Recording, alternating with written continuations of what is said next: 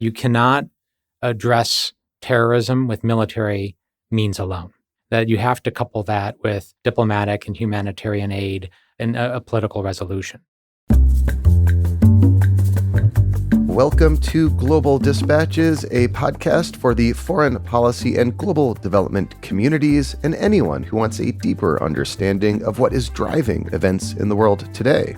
I'm your host, Mark Leon Goldberg. I am a veteran international affairs journalist and the editor of UN Dispatch. Enjoy the show.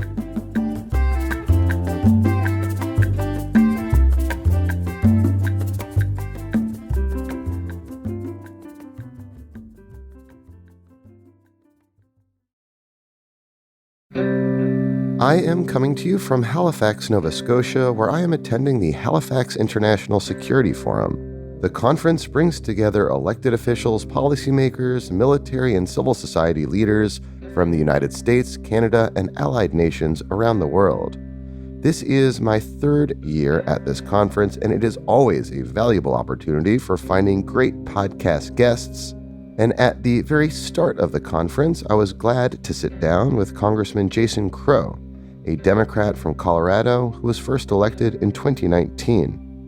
Congressman Crow is someone who is widely seen as a rising star in Democratic politics and whose views on foreign policy and international affairs I've always found to be nuanced and well thought. Given the ongoing crisis in Israel and Palestine, I was interested in his views on the propriety of a ceasefire and, more broadly, U.S. policy towards the Middle East right now. So here is my conversation with Congressman Jason Crow, recorded live at the Halifax International Security Forum.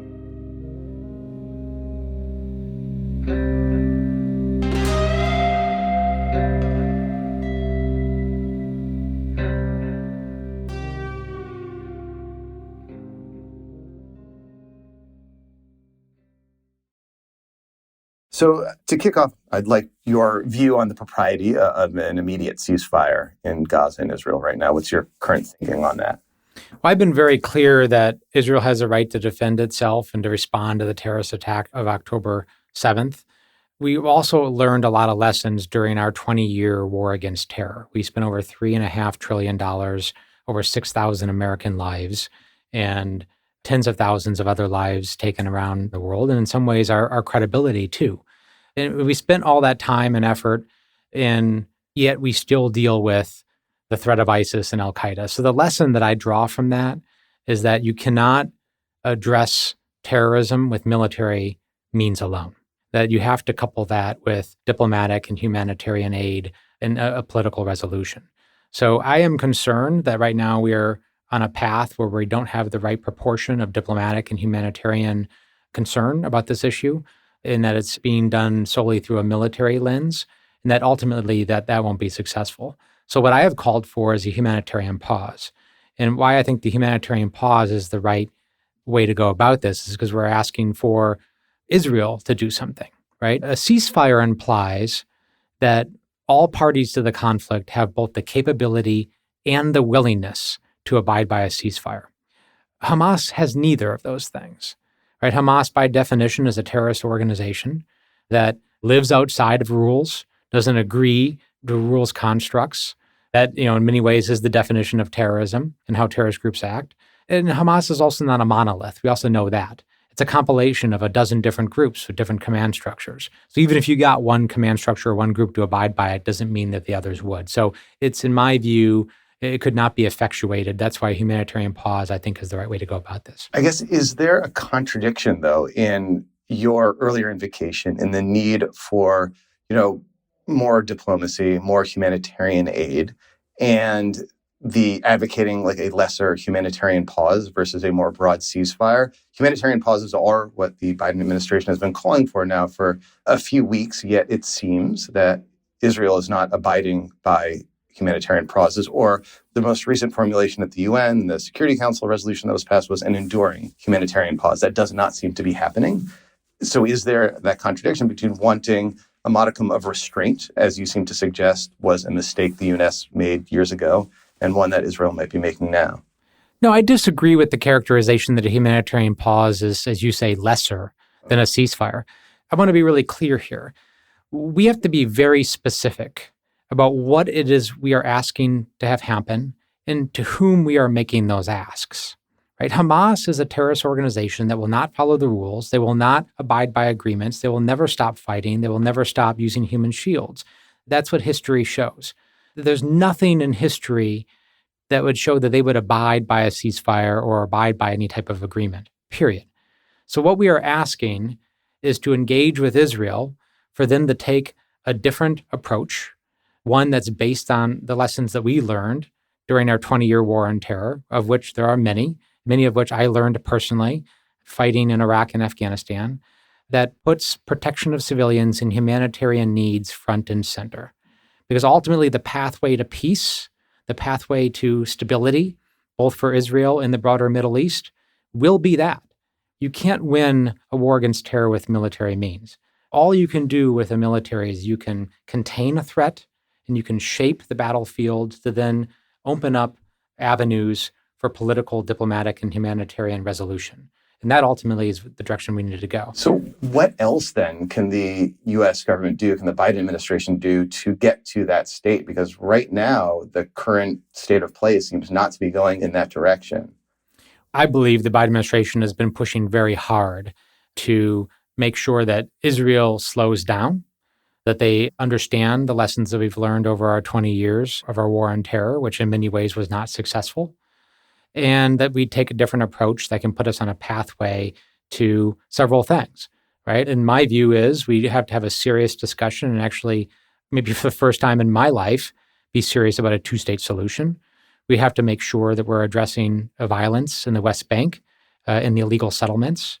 We have to make sure that we don't go back to an IDF occupation of Gaza. We should not go back to pre-2005. That would be a failed policy, both for Israel and the soldiers on the ground and the Palestinian people. And that we actually put pressure on the Saudis and other powers in the region to come to the table to actually help solve this issue too, because we will need the support of the Abraham Accords countries, the Arab countries, to ultimately establish security in Gaza and to get on a path to a Palestinian state. How concerned are you that the conflict in Gaza and the West Bank, too, for that matter, may spread throughout the region? And in many ways, it already has, right? We've seen nearly daily attacks on U.S. forces in Iraq and Syria, and U.S. retaliating. It seems like we're one accident away or miscalculation away from like a potential mass casualty event involving U.S. soldiers in the region. What can be done to prevent that outcome, and how do you see the regional dynamics unfolding? I am very concerned about rapid escalation. I mean, let's be really clear. This can get much worse, and it could get much worse quicker, right? Even though Iran actively supports terror, their regional aggression, their support, and their buildup of Hamas, Iran could get involved in this in a more robust way. Lebanon and Hezbollah could do the same. The Houthis have already fired rockets or drones in our direction, but they could also get a lot more involved. So there are many players that could enter the fray, literally speaking, that have not in a very rigorous way yet. Now, we do know that Hezbollah, of course, has opened up to some degree in Northern Front, and there is fighting, but it could get far worse. So keeping a lid on that is really important for us. And, we have tens of thousands of troops in the region. We have aircraft carrier battle groups in the region. So the security of U.S. troops is very fundamental here. So that's number one. And I think a surge of resources, the surge of deterrent power in the region will be very important for doing that. But also engaging diplomatically will be very important as well, which Secretary Blinken has been doing vigorously. The other thing that I'm concerned about, though, is that if we don't address the humanitarian issue in the future of Gaza quick enough and adequately enough, then will that put out of reach the prospect of normalization of relations between Israel and Arab countries? Right? Will it put out of reach normalization between Israel and Saudi Arabia? So I'm very concerned that what happens over the next couple of weeks and months will be fundamental to how broad a pathway towards long-term peace and stability there will be in the region. Then what can be done to increase the amount of humanitarian aid right now that's going through Rafah? What can be done to press Israel to allow more aid trucks through, to allow fuel through more consistently? What else can the administration do?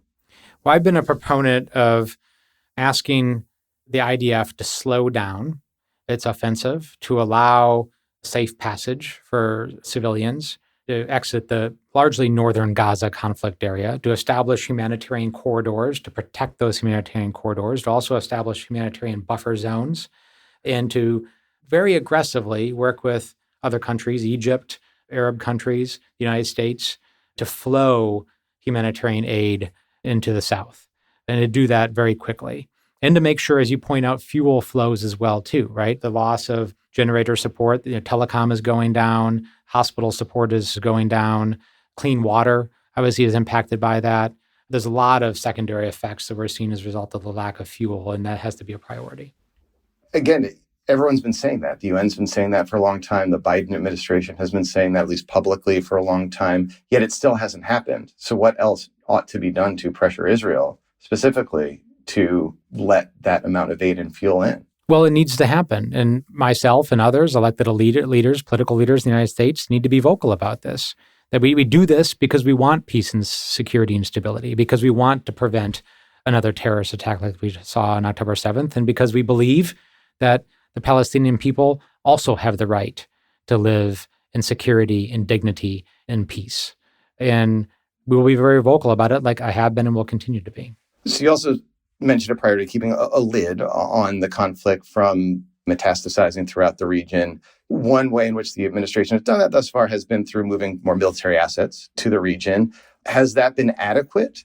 And is there any other measure that you might recommend to prevent this conflict from spiraling throughout the region? I right now don't have any reason to believe that the military response and the surge of forces in the region has been inadequate. The attacks against U.S. troops has skyrocketed. There have been over 40 attacks in the last 5 weeks against our installations, against our operating bases throughout the region. So a drastic increase in aggression in the region. So right now, it seems like we're doing what's necessary.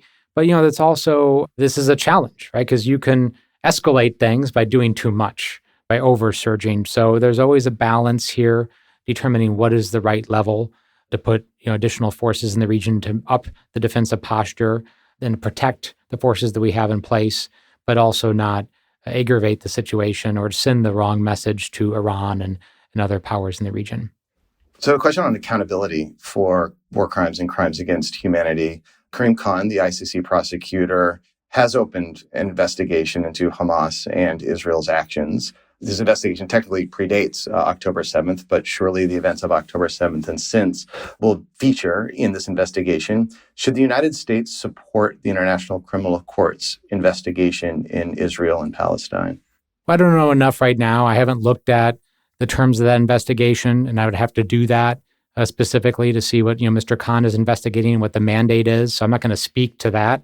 I do believe that we should support the International Criminal Court generally as a body. I think that American leadership would be needed. I think that it would send a better message if we were to engage in supporting the adherence to international humanitarian law and the laws of war. In fact, one of the things that I did was push very hard in the last Intel Authorization Act to create a carve-out, and I worked with the Senate on this as well, to create a carve-out that would allow the United States to share intelligence regarding Russian war crimes in Ukraine. Because I think American leadership matters a lot, and I've encouraged those investigations to go forward. So yes, we have to be consistent across the board and make sure that if there are abuses, that we apply that equally in given instances.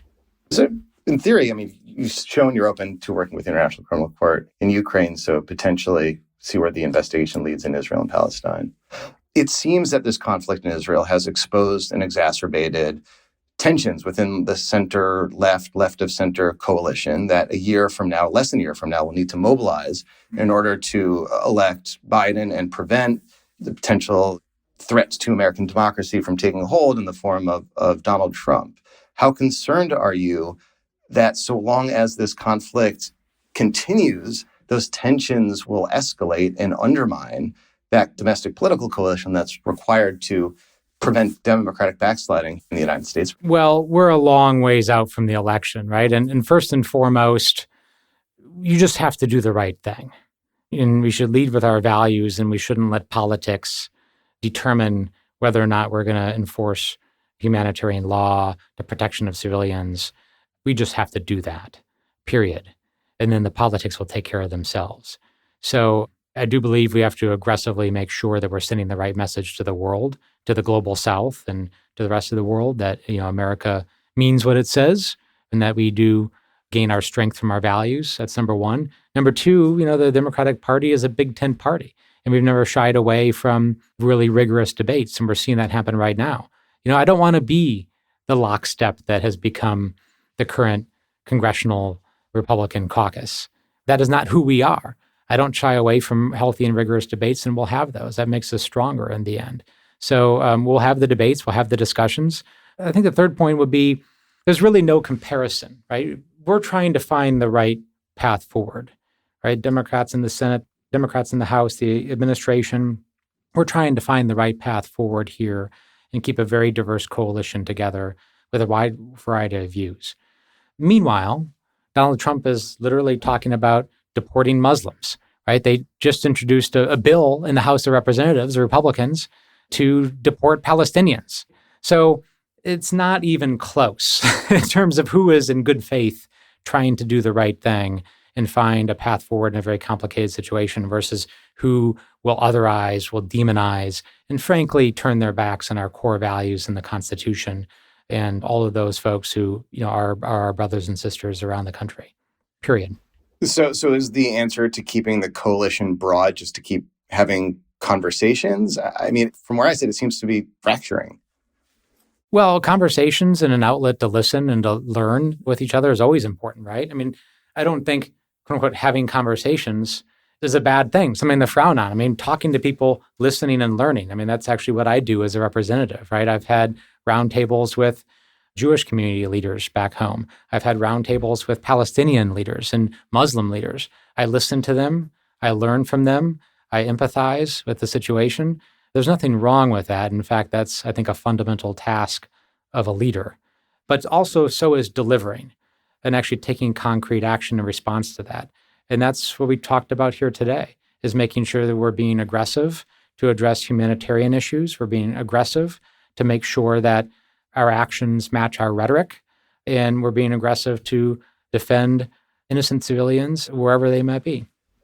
Lastly, what is your current thinking on the thoughts of the additional funding for Ukraine and for Israel? It seems the Republicans are trying to extract some compromises in order to get this through. How do you see this process moving forward?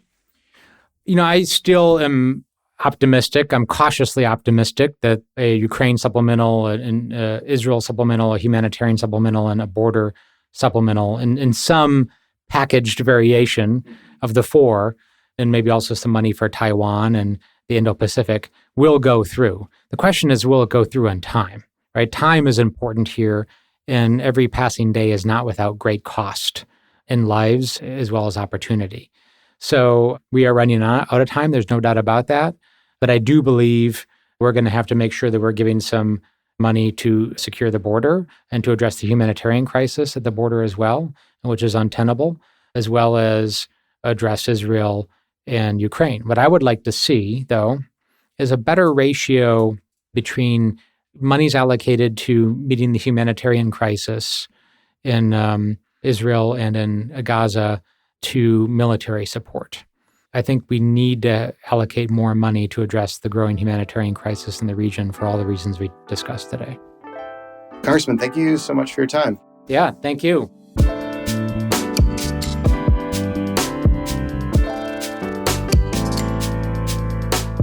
Thanks for listening to Global Dispatches. The show is produced by me, Mark Leon Goldberg. It is edited and mixed by Levi Sharp. If you are listening on Apple Podcasts, make sure to follow the show and enable automatic downloads to get new episodes as soon as they're released. On Spotify, tap the bell icon to get a notification when we publish new episodes. And of course, please visit globaldispatches.org to get on our free mailing list, get in touch with me, and access our full archive. Thank you.